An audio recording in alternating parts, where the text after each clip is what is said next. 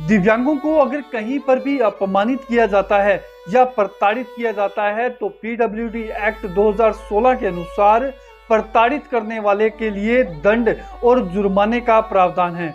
उदाहरण के रूप में हम लोग बात करें, अगर एयरलाइन कंपनियां दिव्यांगों को अगर प्लेन में चढ़ने से मना कर देती हैं, यानी कि उन्हें प्लेन का सफर करने से मना कर देती हैं, ऐसे में डीजीसीए द्वारा 5 लाख तक का जुर्माना एयरलाइन कंपनी पर लगाया जाता है। और साथ ही हम आपको ऐसे कई क्षेत्र बताने वाले हैं जहां अगर आपके साथ कोई बदसलूकी हुई है, यानी कि शिक्षा के क्षेत्र में या सरकारी कार्यालयों में या रेलवे में या सरकारी बसों में, तो आप भी इस वीडियो को देखकर यह जान सकते हैं कि तो उस कंडीशन में आप उन पर क्या कार्रवाई कर सकते हैं या उस कंडीशन में क्या दंड और जुर्माने का प्रावधान है।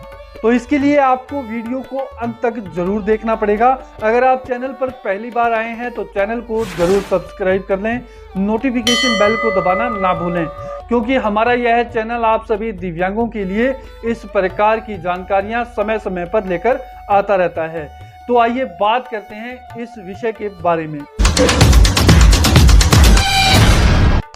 दिव्यांग साथियों, आपने देखा होगा कि काफी बार दिव्यांगों के साथ सार्वजनिक स्थलों पर, सरकारी कार्यालयों में, स्कूलों में या रेलवे या एयरलाइन कंपनियों द्वारा बदसलूकी या उन्हें अपमानित किया जाता है।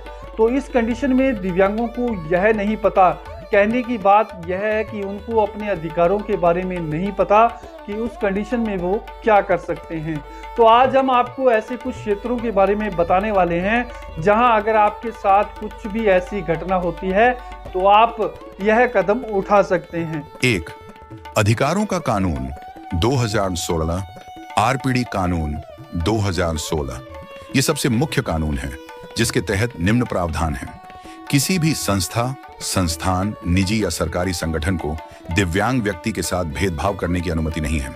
धारा 7, अगर किसी दिव्यांग को ह्यूमन राइट्स वायलेशन जैसे सेवाओं से वंचित करना, दुर्व्यवहार करना होता है तो शिकायत दर्ज की जा सकती है।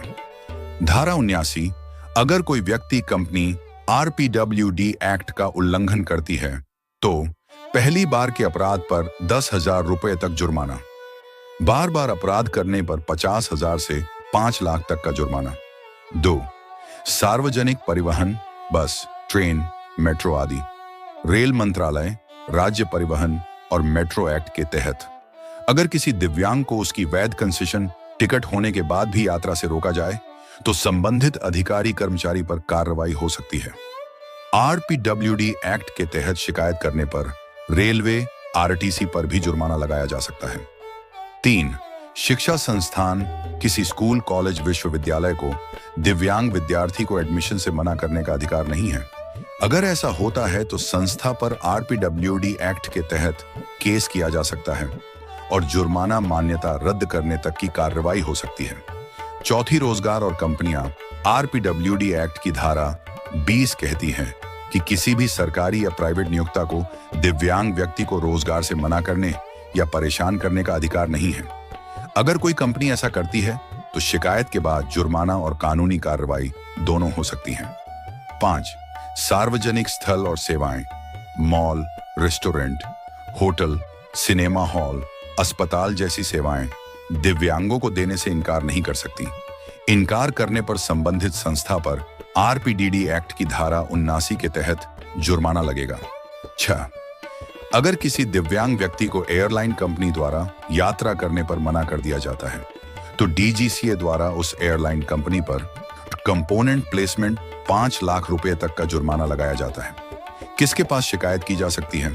Chief commissioner for persons with disabilities, CCPD, राष्ट्रीय स्तर पर, state commissioner for persons with disabilities, राज्य स्तर पर, district social welfare officer, collector, जिला स्तर पर। कोर्ट में भी केस दर्ज किया जा सकता है। तो दिव्यांग साथियों, अगर आपकी भी इस बारे में कोई राय है तो आप हमें जरूर कमेंट करें। अगर आपको यह जानकारी अच्छी लगी हो तो वीडियो को लाइक कर दें, शेयर कर दें। अगर आपने अभी तक हमारे इस चैनल को सब्सक्राइब नहीं किया है तो चैनल को जरूर सब्सक्राइब कर दें। तो आपसे मिलते हैं एक नई वीडियो में। तब तक आप हंसते रहिए, मुस्कुराते रहिए और दिव्यांग नया कदम चैनल को देखते रहिए। धन्यवाद।